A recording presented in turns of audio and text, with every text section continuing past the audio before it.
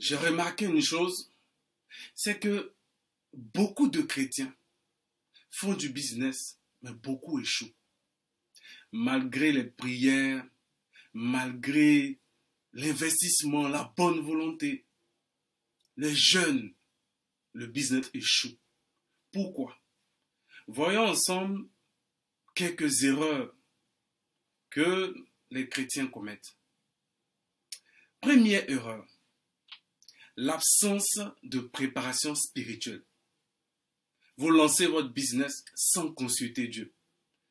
Vous ne prenez pas le soin de recommander votre activité, vos marchandises, le local que vous voulez, les clients, le service que vous allez faire, le produit, la prestation de service. Vous ne recommandez pas cela à Dieu.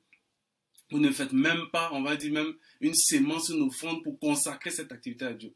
Quelle est la parole sur laquelle vous vous appuyez pour monter cette activité, pour monter ce business? Quelle est la parole que vous avez reçue, qui est le fondement du business que vous lancez?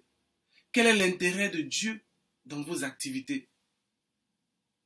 Deuxième erreur, l'absence de vision.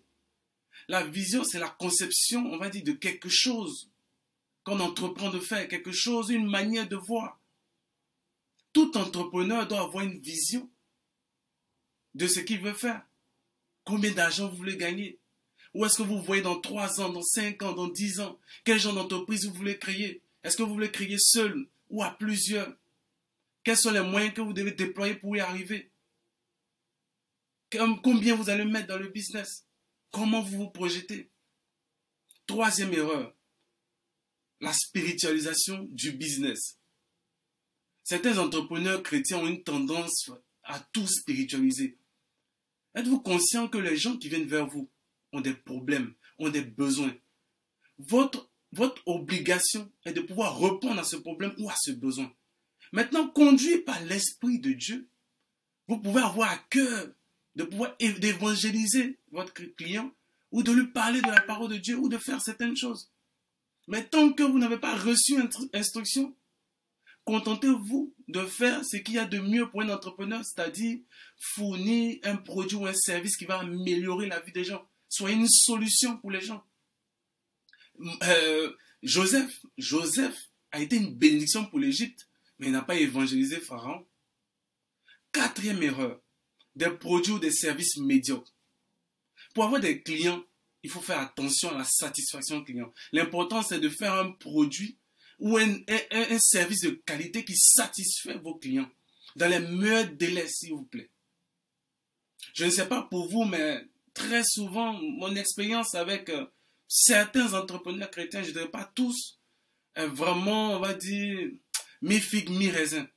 Il y a beaucoup, en fait, qui ne sont pas dirigeants et qui ne font pas attention, en fait, à leur intégrité, à l'excellence, à la livraison, à la mise en forme du produit, au packaging. Il y a vraiment beaucoup de choses. Je résume ça au service client. La cinquième erreur, le manque d'éducation financière. Il faut avoir une intelligence financière, c'est-à-dire la capacité à résoudre des problèmes d'argent.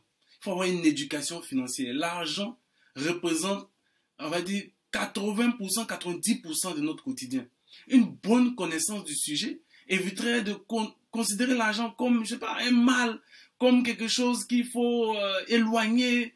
Il ne faut pas gagner d'argent, sinon ça met en doute ma foi, ou bien non. Si vous créez une entreprise, ce n'est pas une ONG. Le but d'une entreprise, c'est de faire du profit, de générer des revenus, de faire du bénéfice. C'est de faire du profit. Sixième erreur, le manque de compétences et de connaissances. Il y a d'autres aussi, entrepreneurs chrétiens, qui échouent parce qu'ils ne prennent pas le temps de se former. Vous avez prié, vous avez jeûné, mais formez-vous. Chaque business, chaque activité a ses règles qu'il faut respecter. Et au-delà même de se former, au-delà même d'acquérir des connaissances, de la compétence dans ce que vous voulez faire, il y a le fait aussi de prendre des frères et sœurs en Christ, comme on dit, qui n'ont aucune compétence, qui n'ont aucune qualification, que vous prenez, vous mettez dans votre business, tout simplement parce que, oui, bon, on est dans la même église, par compassion, on va dire, de la communauté dans laquelle on se trouve. Non, ne soyez pas étonnés du résultat. le résultat sera l'échec. Donc voilà en gros quelques erreurs que beaucoup d'entrepreneurs chrétiens commettent et qui entraînent justement l'échec de leur business, l'échec dans l'entrepreneuriat. Bonne semaine à vous.